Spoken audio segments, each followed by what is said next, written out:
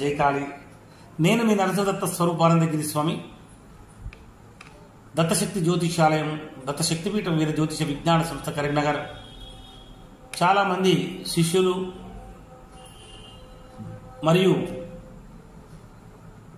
జ్యోతిష్యము పైన మక్కువ కలిగినటువంటి చాలామంది కూడా కొన్ని ప్రాథమిక అంశాలు, తెలుగులో ప్రాథమిక అంశాలు జ్యోతిష శాస్త్రము చెప్పాలి గురుగారని అడుగుతున్నారు.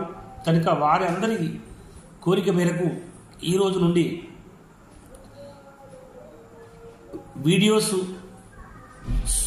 సులభతరంగా అర్థమయ్యే విధంగా తెలుగులో జ్యోతిష్యము, జ్యోతిష విద్య అనేటువంటి పేరుతోటి జ్యోతిష విద్య అనేటువంటి టైటిల్ తోటి మనము వీడియోలు చేస్తాను. ఈరోజు మొట్టమొదలుగా మనం గమనించవలసింది, వర్ణాలకు అతీతంగా, కులాలకు అతీతంగా జ్యోతిష విద్యను అందించడం అనేది నా లక్ష్యంగా మన పీఠం నుంచి సంకల్పం చేయడం జరిగింది. కనుక ఆసక్తి కలిగినటువంటి అన్ని వర్ణాల వారు సంప్రదించండి. మా వాట్సాప్ నంబర్ 9676114411.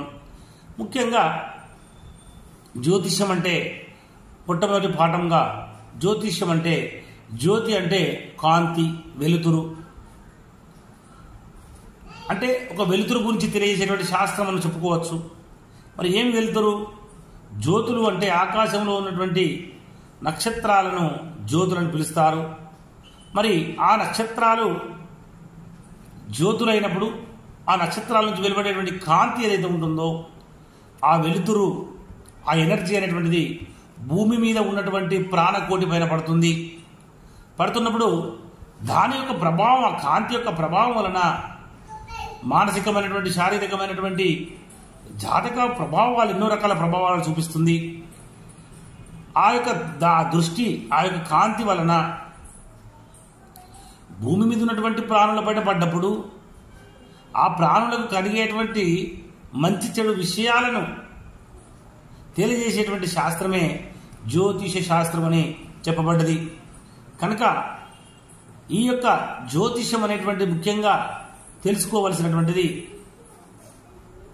జ్యోతిషంలో మొట్టమొదటి మనం తెలవవలసింది ఏమిటయ్యా అంటే సంవత్సరములు, ఆయనములు, ఋతువులు, మాసములు, పక్షములు, తిథులు, వారములు, నక్షత్రములు, యోగములు, కరణములు, రాసులు, రాశ్యాధిపతులు, గ్రహాల యొక్క ఉచ్చ నీచ మూల త్రికోణము, శత్రు మిత్ర సమక్షేత్రములు, వివాహ పొందన,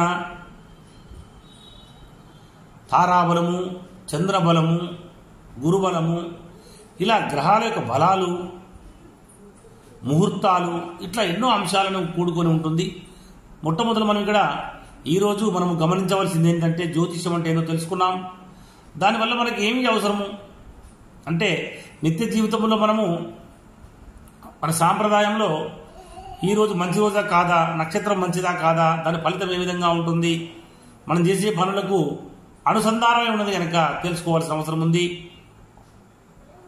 మొట్టమొదలు 60 సంవత్సరములు, తెలుగు సంవత్సరములు 60 సంవత్సరములుగా చెప్పడం జరిగింది.